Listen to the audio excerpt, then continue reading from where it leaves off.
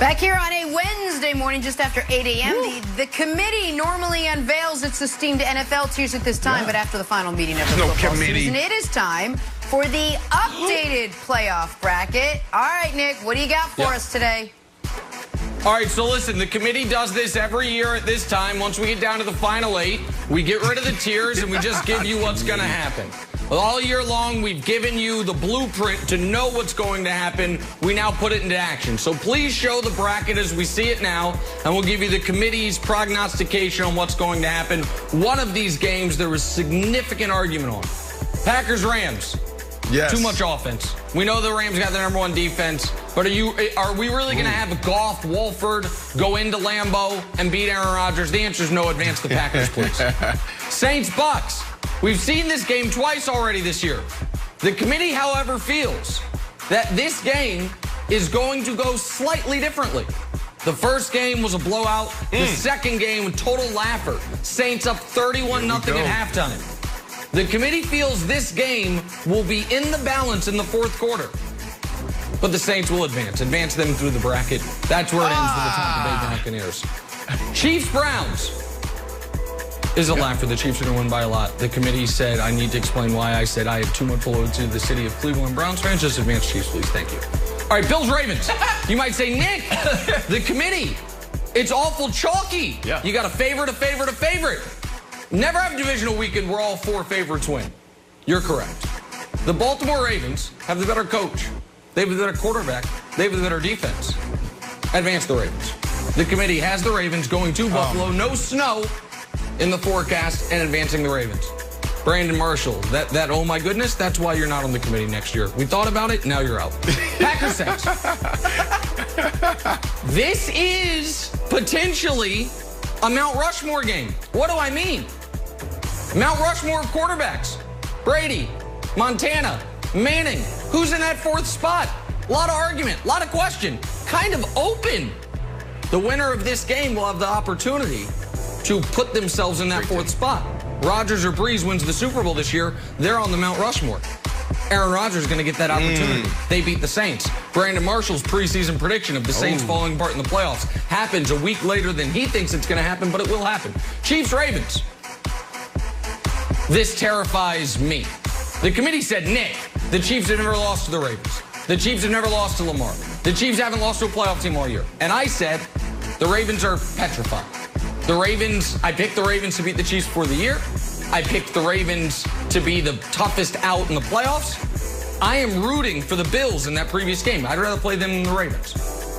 I think that would be a great AFC Championship game, a game the Ravens have the lead in the 4th quarter until a Mahomes comeback, advance the Chiefs. And then finally, Packers-Chiefs. If we get that game, the greatest quarterbacking duels, the greatest quarterbacking matchups in Super Bowl history. Bradshaw Staubach a couple times. Montana Elway in the 80s. Peyton Breeze. This would be the greatest. Rodgers and Mahomes, the 2 most talented quarterbacks in the history of football, dueling it out. Both trying to get their 2nd Super Bowl.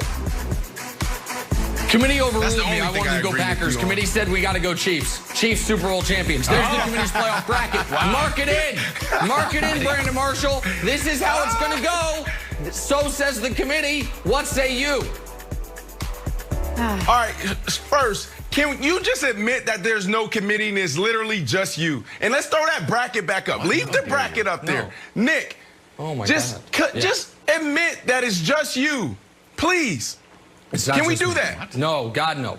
Oh, my goodness. How can I admit that? All right, let me talk through a few things. Just listen. Hold on. Let me respond to that scurrilous allegation. Brandon has a lot of success in his life. He's got amazing projects, owns companies, runs businesses, all these things.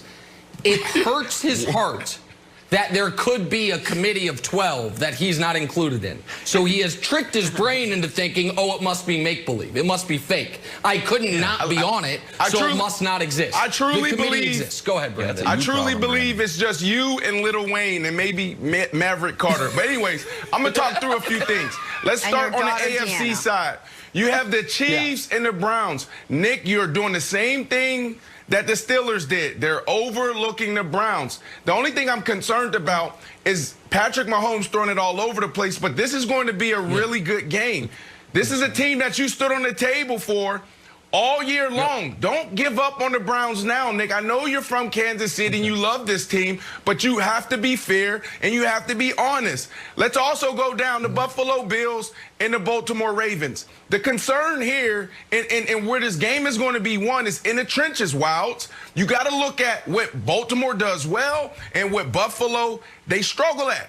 And that's the run game. Running the ball. The run game, this Baltimore team is phenomenal. But the Buffalo Bills are just okay. There is some hope there because of what they did against the Indianapolis Colts and stopping Jonathan Taylor, who has been lighting it up the last 8 weeks. Yep. But I truly believe that the Buffalo Bills will get it done because what they have in all 3 phases, probably the most complete team in the playoffs right now. So I have the Buffalo Bills advancing. And I also have the Buffalo Bills really challenging the Chiefs, but I'll hold, my pick till next week. Let's go to the NFC side, Nick.